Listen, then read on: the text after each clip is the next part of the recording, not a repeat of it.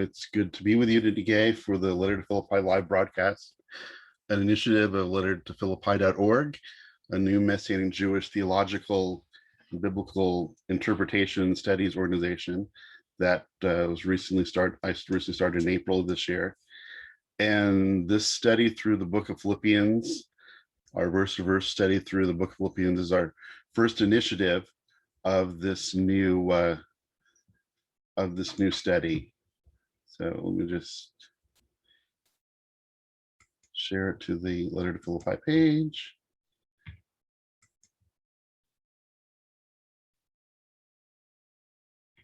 Okay, so we are now. So again, welcome to the Letter to Philippi live broadcast. We'll be looking at Philippians chapter 2, verse 9 today, in our continuing study through the book of Philippians. And we will get started. I just need to pull my notes here. Tomorrow, I'll finally actually be sure that everything is ready and good to go long before it comes to needs be. But again, my name is Sean Inslee. I'll be your teacher through this as we've been going through the study of the book of Philippians. This is our, I believe, our 10th or 11th class that we've done so far. And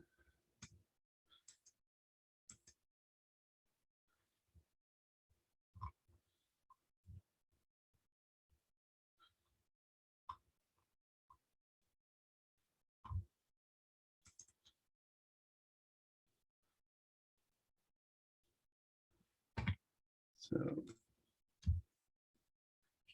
we continue through the Messianic hymn. This is the 6 verses in the center of the letter to Philippians, letter to the Philippi, where Rav Shaul, the Apostle Paul, shares about the coming into the humble coming into the world of Messiah Yeshua, his life of humility, his death on the Roman stake, on the Roman cross, his resurrection, exaltation back into heaven, and then his glorious return that we look forward to when Yeshua is acknowledged as Lord of all the created order, all that has ever been, all that will ever be, will be acknowledging the messiahship and lordship of Yeshua.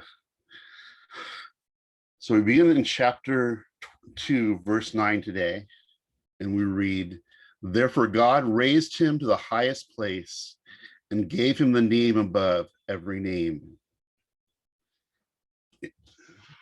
In this verse, Paul used the Greek word hyperipsosin, which means super exalted or highly exalted. Paul was showing that after his life and death as a slave on earth, Yeshua did not just be exalted, but he was hyper exalted to his place of heaven, going from the lowest, even the lowest of humanity, to his rightful place at the side of the Father, the side of the one God of Israel. Yeshua, who had been super degraded by coming into the world and dying as a slave, dying the death on the cross as a slave, was now returned to his place as one with the one God of Israel in the place of the kingdom of God. Yeshua, who had been super degraded, would become the one who was super exalted. As the Messianic hymn seeks to teach Yeshua-like humility, it demonstrates that the exaltation of Yeshua was the outcome of his great act of humility, especially his self-sacrificial death on the Roman stake. In Targum Jonathan on Isaiah 53:10, we see the exaltation and rewarding of the spoils of the nations given to the Messiah because of his willingness to suffer death on behalf of the divine plan for the forgiveness of sins. When we read, "Then I will apportion to him the spoil of great nations, and he shall divide his spoil, the wealthy of mighty cities. Because he was ready to suffer martyrdom, that the rebellious he might subjugate to the Torah, and he shall seek pardon for the sins of many, and for his sake the rebellious shall be forgiven. It was this act of supreme humility that formed the basis from which Yeshua demonstrated his worthiness to exaltation to the highest place. Moreover, this exaltation represents the highest place of authority, which reflects Daniel's prophecy of the end of days in Daniel 7:13-14, where the Son of Man, Yeshua, is granted eternal universal rulership by the Ancient of Days, God the Father. The name above every name. In speaking of the name above every name, Dr. David H. Stern commented, since God himself transcends human limits, it is not surprising that his nature cannot be expressed fully by the normal use of language. The fact that God transcends human limitations means that he exceeds what language can convey about him. So Dr. Stern makes a powerful point here that the greatness, the transcendency of God is so great that even in speaking about him, speaking about Yeshua, having the name that is above all names, it's conveying that is beyond our human language to actually speak about the greatness of God and his wonder and his majesty, that he is beyond what we can actually put together in language. We just have to say the name above all names, that his name is so great, it's beyond what can be expressed in human words. Scholars debate what Paul meant by the name of every name, of which the two possibilities prevail. The birth name Yeshua, the name that he went by in his life here in our world, or the tetragrammaton, the Yud He Vav He, the unspoken name of the one God of Israel. So these are the two possibilities that many scholars debate whether what Paul is speaking about here is the name of all names, whether it is Yeshua's birth name, the name that he bore on earth, Yeshua, or it is the tetragrammaton, the Yud He Vav He, the unspoken name of the one God of Israel. For those who hold that it is Yeshua, the first possibility for Paul's name above every name points to the human name of the Messiah, Yeshua. Though Yeshua was a popular name during the first century of the Common Era for many males, scholars who favor this name as the name above every name back their assertion by often citing the divine biblical message to the angel who had visited Yeshua's mother Miriam, which we read about at Yeshua's Brit Milah, his circumcision, in Luke 2:21, where we read, on the 8th day when it was time for his Brit Milah, he was given the name Yeshua, which is what the angel had called him before his conception.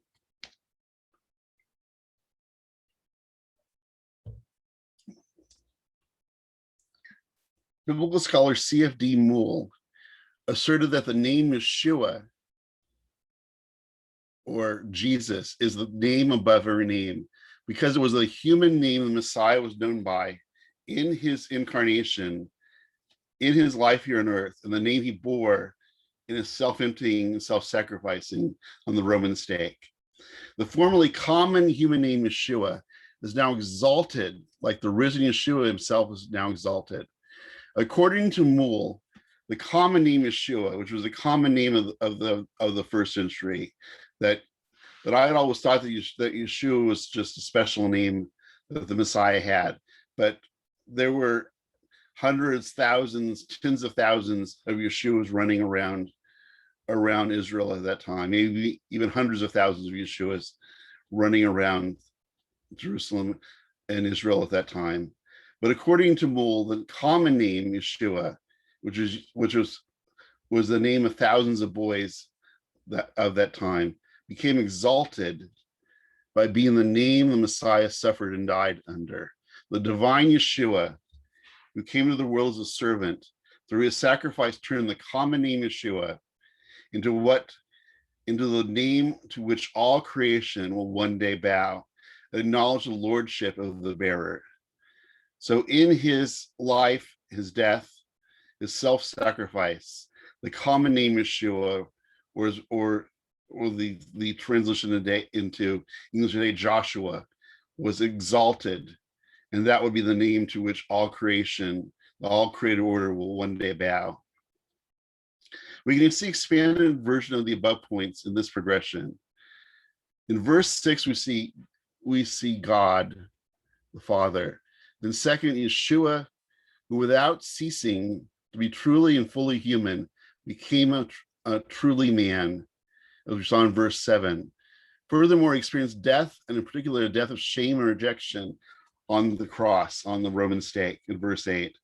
From beginning to end, there was continuity of person, for it was Messiah Yeshua who was in the form of God, just as at the other end of the process, it was Yeshua who received the name which is above every name, and to whom every tongue will confess. And that's from biblical scholar Montyer. So one possibility of the name above every name is that it is the common name Yeshua, the birth name of our Messiah, the name that he was given by the angelic visitor who came to Miriam and told her that her son would be named Yeshua because he would save the people from their sins. So one possibility of this name of every name to which all creation will bow one day is the name Yeshua, the common name became exalted and specialized because of the one who bore it, our Yeshua, our righteous Messiah. The other option is that the name of every name is the tetragrammaton, the Yud He Vav He, the unspoken name of the one God of Israel. Arkindl Solon, who is a biblical scholar at Emory University, suggested that in the Jewish context of Paul's writing, the name of every name was the tetragrammaton, the unspoken name of the one God of Israel. The tetragrammaton, or the Yud He Vav He, comes from the Greek word, the word tetragrammaton comes from the Greek word meaning consisting of 4 letters, which is Yud He Vav He in Hebrew, or YHVH or YHWH, depending on how the Latin script is used. It is the 4-letter biblical name of the one God of Israel, and it's the unspoken name of the one God of Israel in Judaism. And it was the name of God that was only pronounced once a year by the Kohen HaGadol, by the high priest, on Yom Kippur, in the Holy of Holies. He would pronounce this unspoken name of God. And this biblical name of the one God of Israel. Such a view upholds the highest form of Christology, declaring Yeshua's place within the one God of Israel, consistent with the Tanakh. And read that again. This powerful statement, and we'll continue on. From Kindle Solon suggested that in this Jewish context of Paul's writing, the name of every name was the tetragrammaton, the unspoken name of the God of Israel.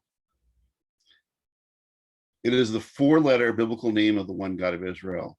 Such a viewing the name of all names as the name of the one God of Israel, upholds the highest form of Christology, the highest understanding of the divine nature of Yeshua, that he is one with the one God of Israel, declaring Yeshua's place with the one God of Israel consistent with the Tanakh. And Solon also writes, this is a quote from Solon, Paul identifies the first person of the Trinity, the triune God, as the one who gives the divine name. This is the second person is the one who receives it. And the third person is the one who awakens the acknowledgement and glorification. While the text does not explicitly mention the Holy Spirit, the Ruach HaKodesh, the Spirit's activity is implied by the universal acclamation of Yeshua as Lord, which Paul elsewhere says is possible only as a work of the Spirit. And Paul says that in 1 Corinthians 12:3, that only by the Spirit can one acknowledge Yeshua as Lord. So Solon here sees that it is the name above all names is the unspoken name of God, the Yud He Vav He, the Tetragrammaton. As we will see in verse 10 and 11, which we'll be looking at tomorrow and on Monday, the bearer of the name of every name, Yeshua the Messiah, will receive universal acknowledgement and worship as a sovereign ruler of all creation. For a Jew such as Paul, a devout Jew in the first century, this universal worship that he's speaking about would only belong to the one God of Israel, who is the sole one worthy to bear the Tetragrammaton, the unspoken name of the one God of Israel. Therefore, we see that the name of every name must be the divine name. Paul, understanding that there is only one God, and who recited daily the Shema that affirmed the oneness of the one God of Israel. In speaking about Yeshua receiving acclamation and receiving this name above all names and the universal worship of all creation, had to understand that this name of every name was the name of the one God of Israel, the unspoken name, the Tetragrammaton, the Yud He Vav He. So, looking at it this way and following on what we see from Solon, that in the context of faithfulness to the Shema, the only way that Yeshua could be the one to bear the name above all name is if he was one in union with the God of Israel, that he was in this what is this mysterious union that is either called the Trinity or the Triune God. So in acknowledging Yeshua as the one to receive all praise and to whose name all will acknowledge, he is acknowledging the divine nature of Yeshua, and that Yeshua, and as Solon also says, that also they're not specifically mentioned in this passage that the God of Israel includes the Ruach Kodesh, because only through the Spirit of God, only for the Ruach Kodesh, can one say Yeshua is Lord. Only by the power of the Spirit can one acknowledge Yeshua as Messiah and Lord.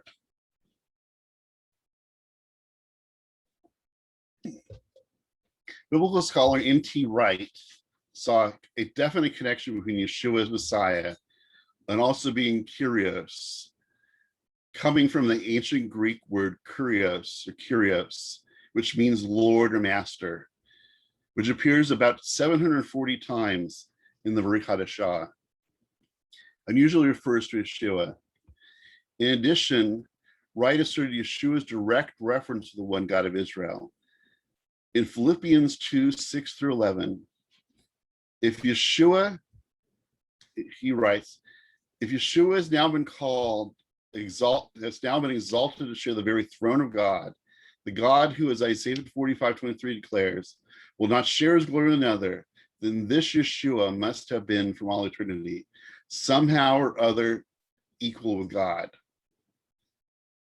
So right here is saying that if Yeshua shares the throne, shares the glory with the one God of Israel, this is an eternal state that he has been in, and he is from all eternity equal with God. The Yeshua, the Messiah, was the one God of Israel who came into our world, lived his life, died on the Roman stake, was resurrected, ascended to heaven, and returned to his place as one with the one God of Israel. And we will see tomorrow and on Monday that this one Yeshua will be acknowledged as Lord by all, both the living and the dead, and all of creation.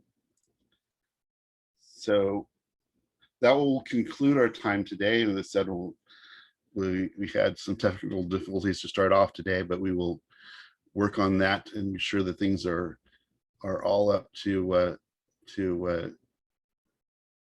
working in order to well before the program starts tomorrow.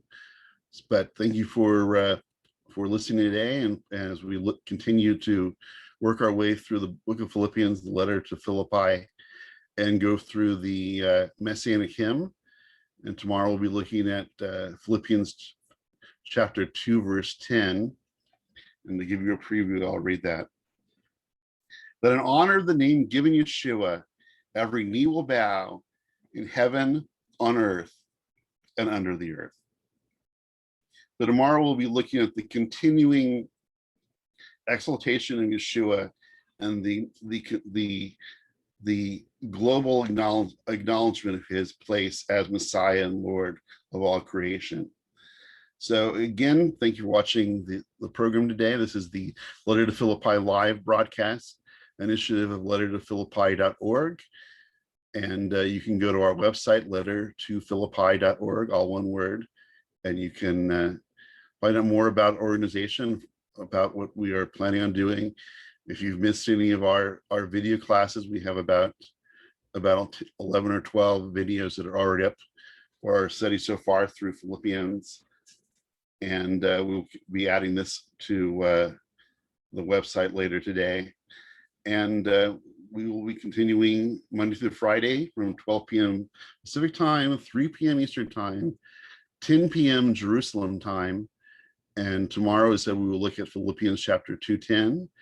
And if you have any prayer requests, we'd like to be praying for you, because prayer shows our dependence on God. That's something we'll look at in chapter 4, verse 6, where we see that we show our true dependence on God by bringing everything to him in prayer. So you can go to our website, lettertophilippi.org, and fill in our prayer requests form, and I will be praying for you. If you'd like to make a contribution to our work here, you can make a contribution on the website on our donate link. And as I said, we'll be adding more material over time. And if you missed any of these classes, just go to the teachings link and you will find all of our videos from Philippians chapter 1:1 to now. We've done Philippians 2 verse 9. So there's about 10 or 11 videos that are up there that you can watch or study so far. And tomorrow we'll be looking at Philippians chapter 2 verse 10. So have a good day, and thank you for watching. And again, this is Sean Emsley, your teacher from Letter to Philippi, lettertophilippi.org, and we will see you tomorrow. Thank you for watching. Shalom.